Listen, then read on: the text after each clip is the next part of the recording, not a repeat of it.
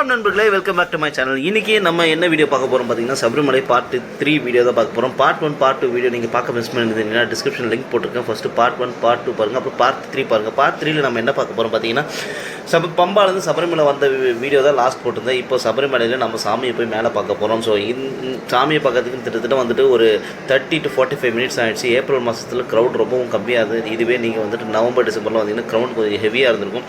இந்த டைம் நான் வந்தப்போ வந்துட்டு செம்ம தரிசனம்னு சொல்லலாம். அந்த அளவுக்கு வந்துட்டு க்ரௌட் ரொம்ப கம்மியாக இருந்ததுனால கிட்டத்தட்ட வந்துட்டு ஒரு 5-6 தடவை நானே வந்துட்டு சாமியை தரிசனம் பண்ணிவிட்டு 5-6 தடவை மேலே போயிட்டு க்யூவில் இருந்து சாமியை பார்த்துட்டு. அது மட்டும் இல்லை நண்பர்களே, இன்றைக்கி நான் வந்த டைம் 15th ஏப்ரல் 2024 அன்றைக்கி பார்த்தீங்கன்னா படி பூஜை வச்சுருந்தாங்க. படி பூஜை வச்சதுனால பார்த்தீங்கன்னா மேலே நிறைய பேர் வந்துட்டு நடக்குள்ளே சாமியை வந்துட்டு பார்க்குறதுக்கு ரொம்ப நேரம் அலோவ் பண்ணியிருந்தாங்க. ரொம்பவும் சூப்பரான தரிசனம்னு சொல்லலாம். நீங்கள் யாராவது சாமியை பார்க்கணுன்னு நினச்சிங்கன்னா இந்த மாதிரி மாதத்தை விசிட் பண்ணுங்கள். அப்போனா க்ரௌடும் கம்மியாக இருக்கும், உங்களுக்கு நல்ல தரிசனமும் கிடைக்கும் சாமியை பார்க்குறதுக்கு.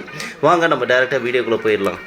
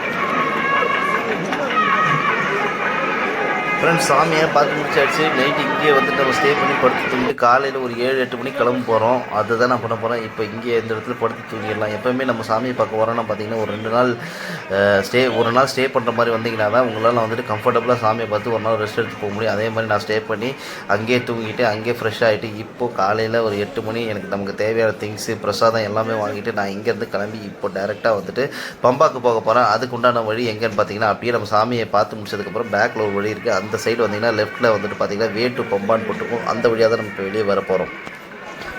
దూరం నుంచి అన్నట్టు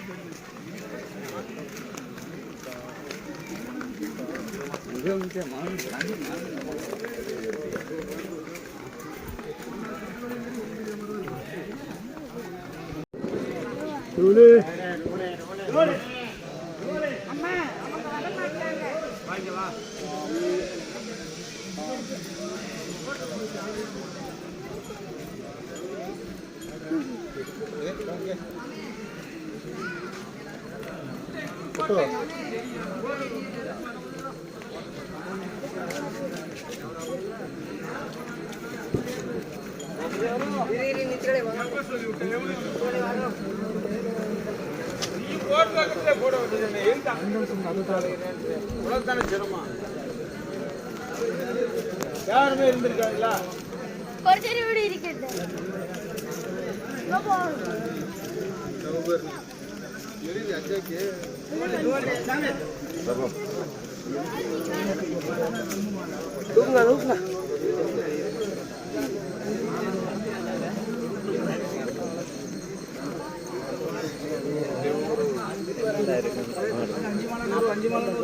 அப்படி அவர் அந்த காலத்தை 9 மணி பண்ணுவோம்.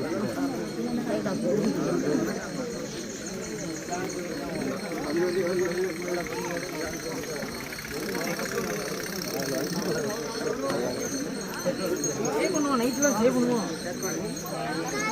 ஹலோ மாமா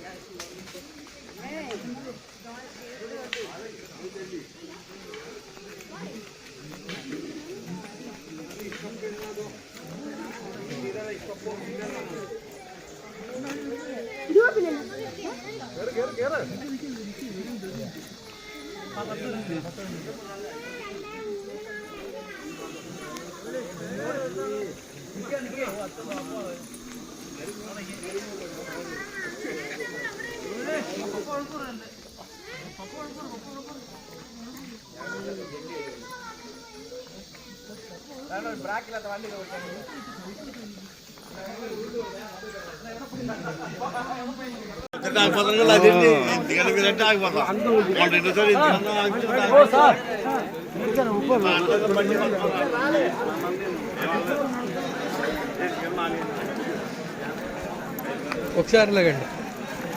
గుడ్ గుడ్